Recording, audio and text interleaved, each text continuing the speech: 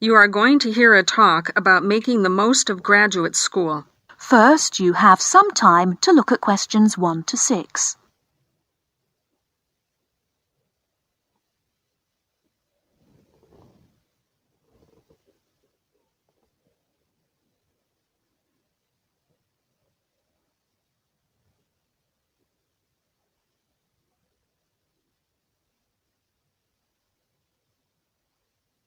Good afternoon. Welcome to you, new entrants to the graduate school.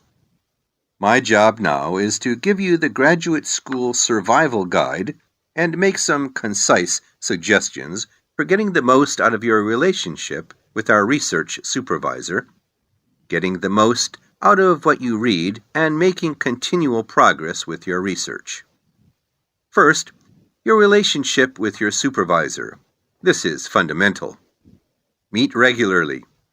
You should expect to meet once a week or at least every other week because this will give you the motivation to make progress and also keeps your advisor aware of your work. Prepare for your meetings. Come to each meeting. Also, bring the notes from your previous meeting together with a list of any upcoming deadlines. Make a plan for what you hope to get out of each meeting. After the meeting, email your supervisor a brief summary. Include a list of major topics discussed, a list of what you agreed on, a note of any advice you may not want to follow, and a new summary of what you are planning to do. This helps avoid misunderstandings and provides a handy record of the progress of your research. Add a to-do list for yourself and your supervisor, including a reading list. Finally, add the time and date for the next meeting. My second main piece of advice is to keep your supervisor informed. Show him or her the results of your work as soon as possible. This helps your supervisor understand your research and identify any potential points of conflict early in the process. Include summaries of your work, including any results of experiments, and also anything you write about your research. Thirdly, communicate clearly. If you disagree with your advisor, state your objections and concerns clearly and calmly. If you feel that something about your relationship is not working, discuss it with him or her. Whenever possible, suggest steps that they could take to address your concerns. Under this heading, it is extremely important to take the initiative. You do not need to clear everything you do in your research with your advisor. He or she is busy too. You must be responsible for your own ideas and the progress of your work. Before you hear the rest of the conversation, you have some time to look at questions 7 to 10.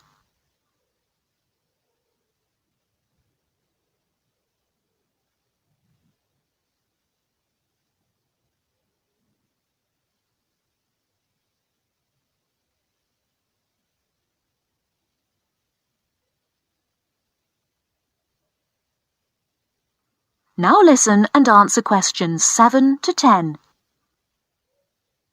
The second section of my talk is about getting the most out of what you read.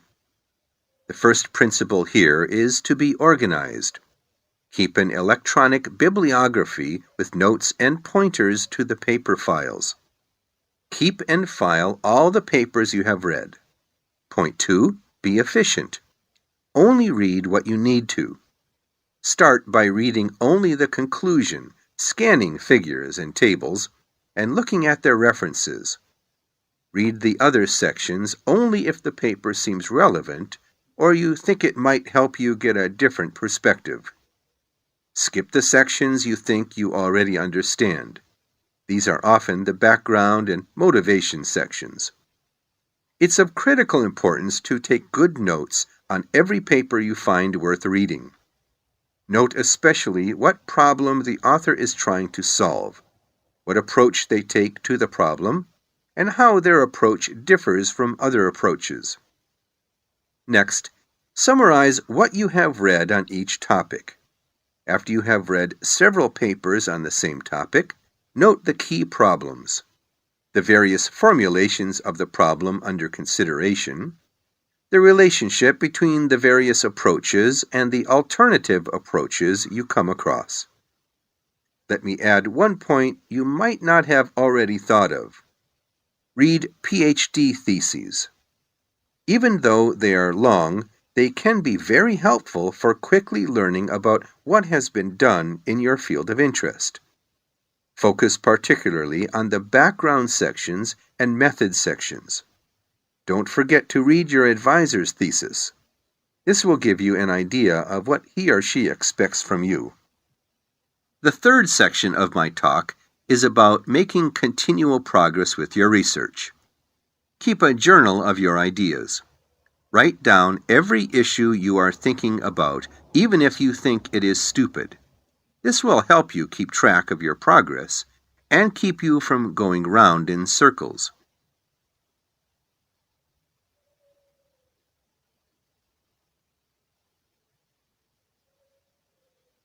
That is the end of part 1. You now have half a minute to check your answers.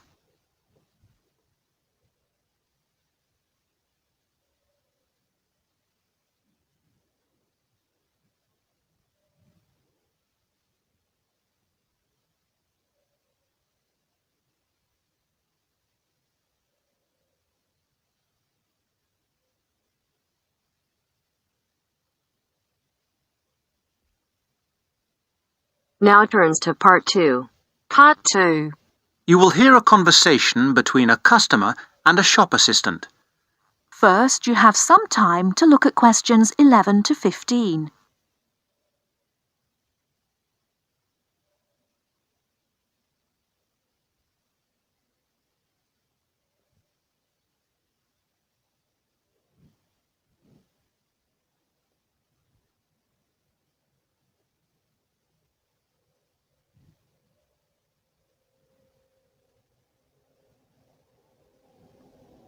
Now, listen carefully and answer questions 11 to 15.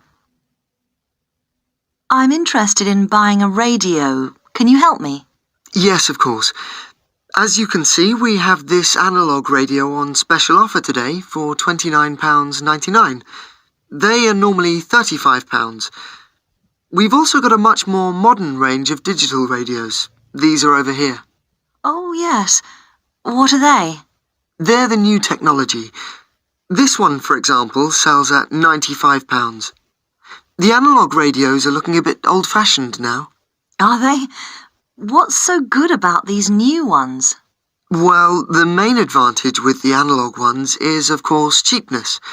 But the main advantage with the digital ones is the number and variety of stations you can get. Hundreds of them. All kinds of stations, playing music, rock, pop, classical, everything in fact. As well as news, current affairs, comedy, all sorts. What about the sound quality? The quality is very good. Under certain circumstances, you can get amazing sound quality with analogue, but this is usually with very expensive radios which would normally be part of a hi-fi sound system. We have lots of those on the 3rd floor if you're interested. The second great thing about digital is clarity. You get no interference. Well, less interference than with analogue. You get a very clear and clean sound. Well, I want a radio for the flat I share with 3 other friends of mine. Well, you want something that will last. The analogues come with a 1-year guarantee, but the digitals have a 2-year guarantee, which is extendable to 3 years if you pay an extra £26. The main disadvantage with analogue is that it will be turned off in a few years. We don't know exactly when, but sometime. But what about the batteries? I've heard that they use a lot of batteries. That probably is the one disadvantage of the digital radios. The battery life is not very long, but they all come with rechargeable batteries, which really solves the problem.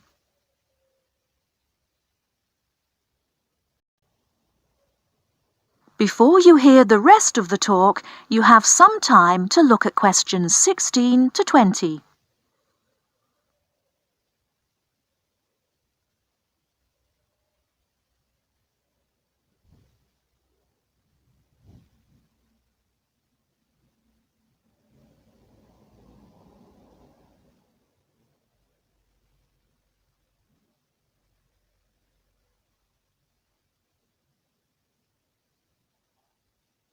Now listen and answer questions 16 to 20.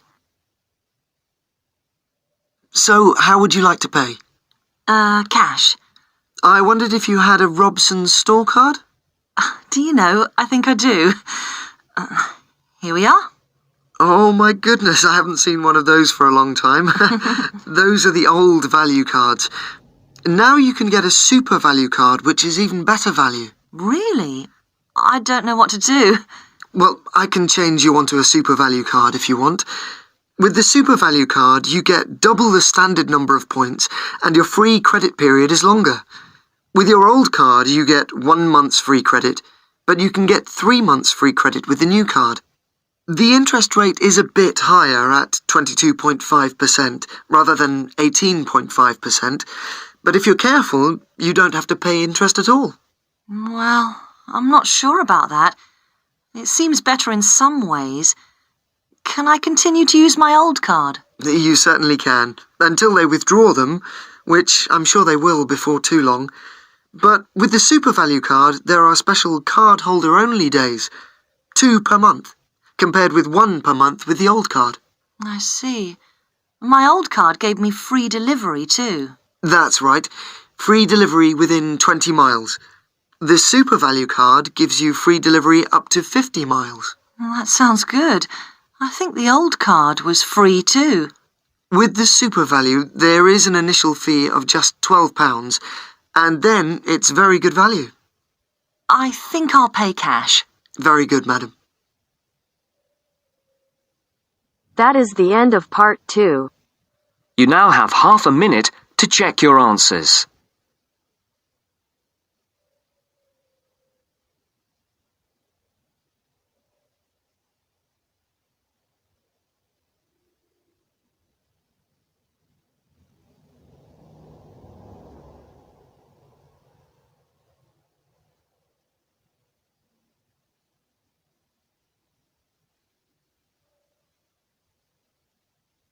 Now turns to part 3. Part 3. A student wants to register for a conference. Listen to the conversation between the student and the woman and answer the questions. First, you have some time to look at questions 21 to 24.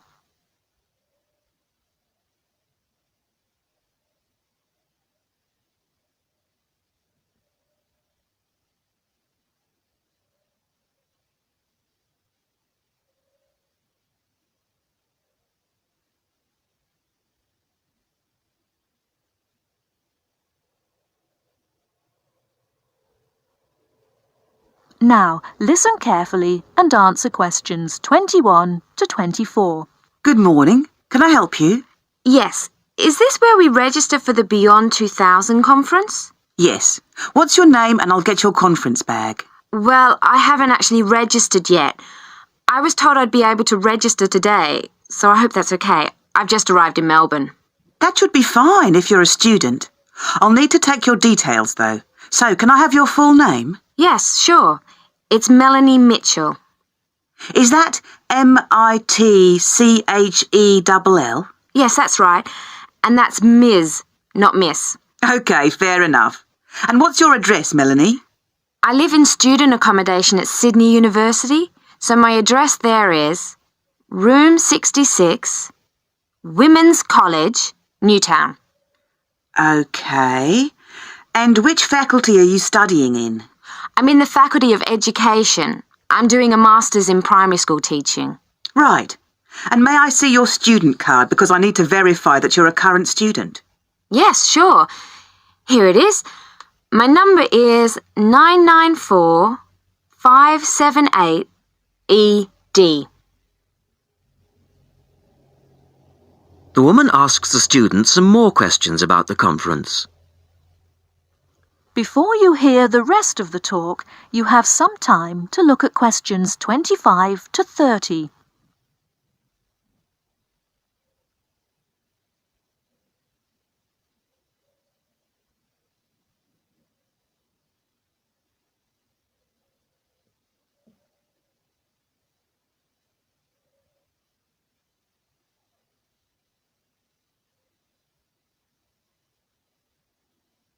Now listen and answer questions 25 to 30.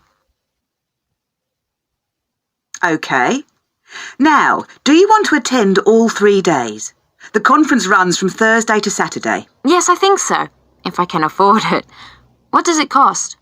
Well, you're eligible for a student discount, which makes it $15 for a day registration or $40 for the 3 days, though it is possible to register for half a day only. I'll register for all 3 days, please. Good.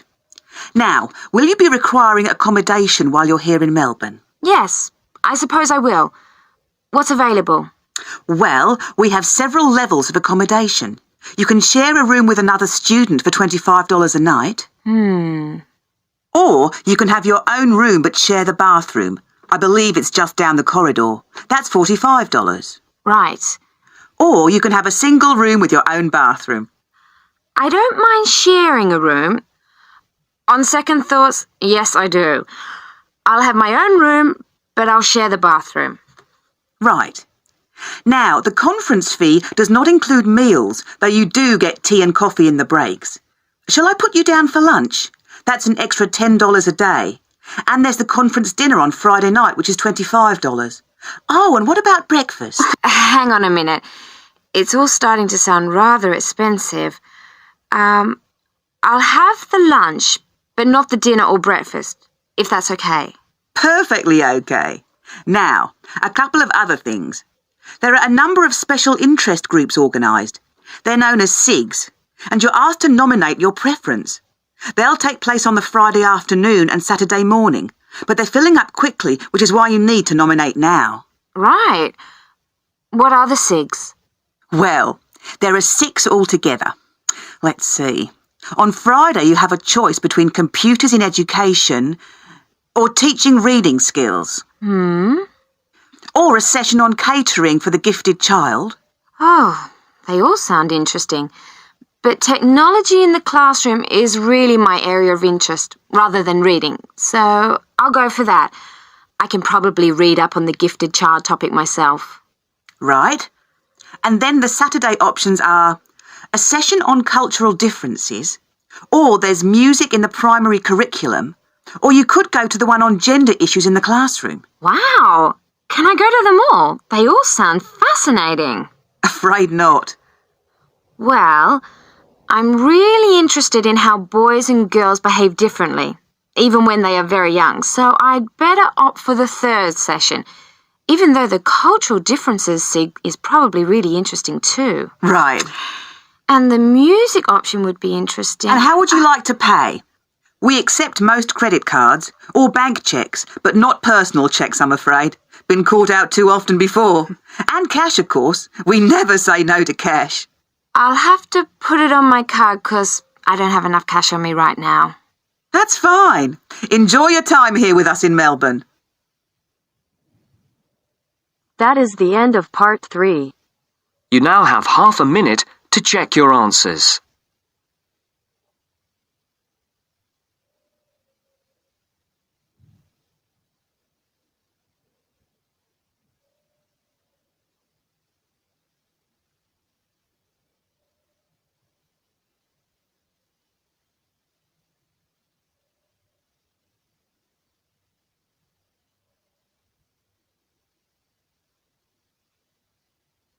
Now turns to part 4.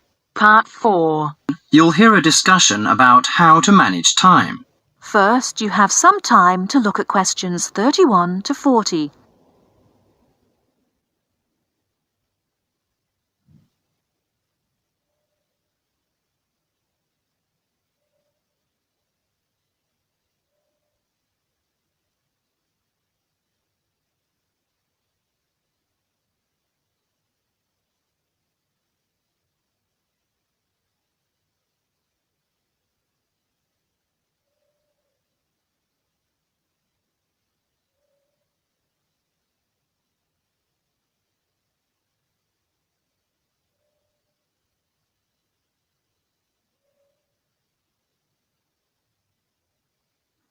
Now listen carefully and answer questions 31 to 40. Good afternoon, ladies and gentlemen. The topic for today's discussion is time management. It's very important that you develop effective strategies for managing your time to balance the conflicting demands of time for study, leisure, earning money, and job hunting. Here is an exercise which will help you to identify areas in which you might be able to improve your time management. Try to answer the 40 questions as honestly as you can, and then score yourself from 1 to 4 in each area. You have 5 minutes to finish them. Okay, please stop and look at the screen. According to your answers, you can find in which area or areas you get the minimum scores, and I can give you some strategies to improve them. I find I get the lowest score in the area of using lists. I don't have the habit of keeping a list. What use does it have? Keeping a to-do list is a useful reminder system to tell you of when you need to do what. Don't try to remember everything in your head. Carry a pen and paper or organizer wherever you go to write down the things you need to do, including appointments and deadlines. Do you think a daily list of tasks is necessary? Yes, it is an excellent way to focus your mind on important objectives. Make sure you update your list daily, crossing off completed tasks and adding new tasks. Urgent or important tasks can be highlighted with an asterisk. I find it difficult to set goals. How do I set myself specific and clearly defined goals? You must make sure that these goals are realistic and achievable. To do this, you first need to examine your present situation and assess what goals are important to you and what action you need to take to achieve your target. I am in the final year and trying to find a job. I can't combine the pressures of intensive study with finding time to apply for jobs.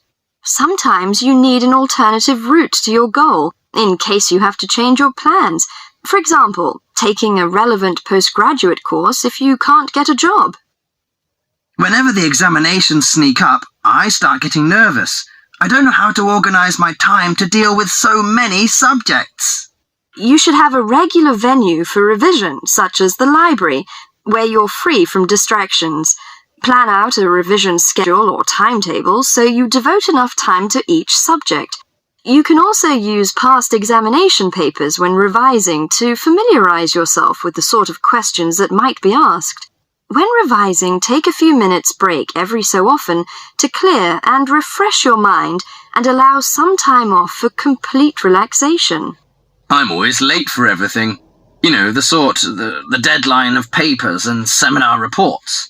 Sometimes I cannot make decisions immediately, so I ignore them on purpose. So you fall into the area called procrastination. I think it's important that you manage your fear of doing things you don't want to do, and realize that the fear is often far worse than any possible negative results. The best time to do something is usually now. Taking action generates the energy for further action. That is the end of part 4. You now have half a minute to check your answers.